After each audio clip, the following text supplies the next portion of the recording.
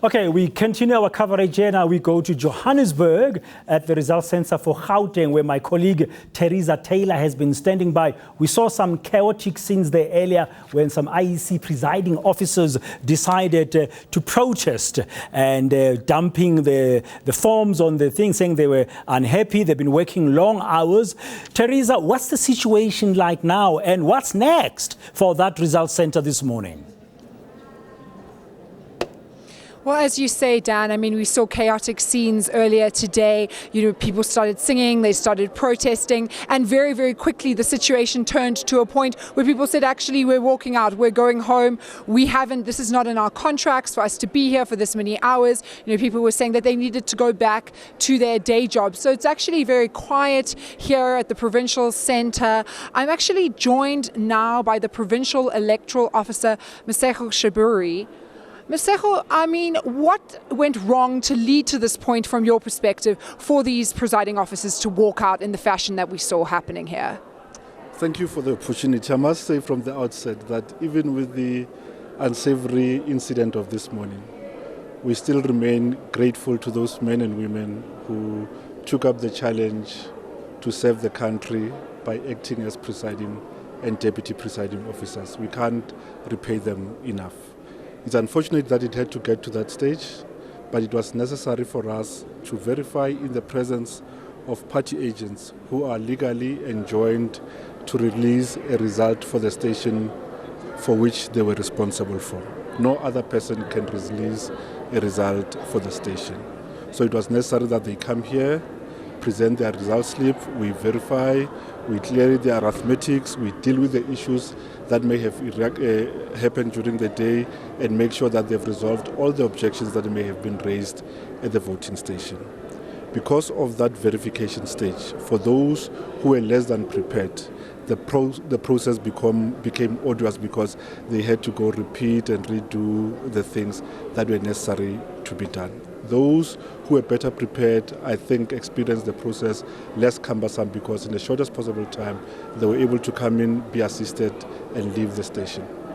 So in essence, you're saying that because things weren't filled out correctly or presiding officers hadn't fully done things back at their wards, that's why the process took longer than you were anticipating? An election is a very involved and administrative process, but it is also a legal process. So there are things that presiding officers must do, there are records that they must keep, so there are checks and balances. If they come to the station, we ask simple questions.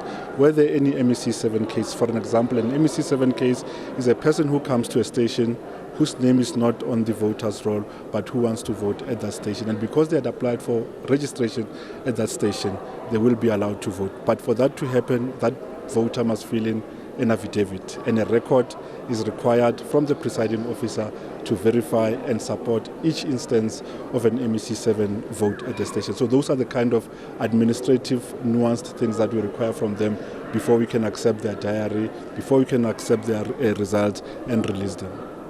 I mean, obviously, the main thing that our viewers at home and around the country would be concerned about is, will these results now still be valid despite the fact that things have not gone the way that the IEC was planning from the onset? The results still remain valid. The results are produced at the voting station in the presence of political party agents. Results and ballots are counted at the voting station. All that we do here is to tally those and capture those into the result system. But the work would have been done by presiding officers and deputy presiding officers and their staff, sometimes under very difficult conditions at the voting stations. And I mean, can you give us a quick update of where you are in the process thus far? How much has been counted? So far, we've counted no fewer than 25% of we've produced 25% of the results for the province. And I estimate conservatively that about 1.1 voter turnout has been recorded so far. And as the capturing increases, the rate of the voter participation will also increase.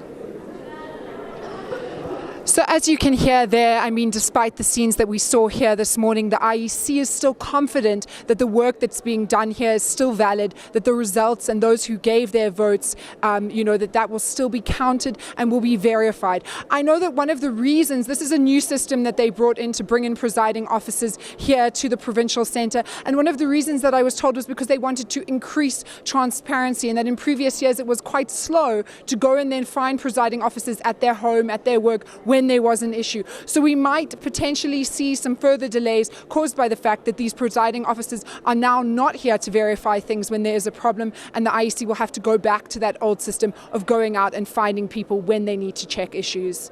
Thank you very much, Teresa, for that update. That's Teresa Taylor in Johannesburg, there in Auckland Park at the Gauteng Provincial Results Centre. Things quiet there, but it looks like, according to the IEC, the process had a hiccup this morning, but it's under control. We keep on tracking that story as it develops.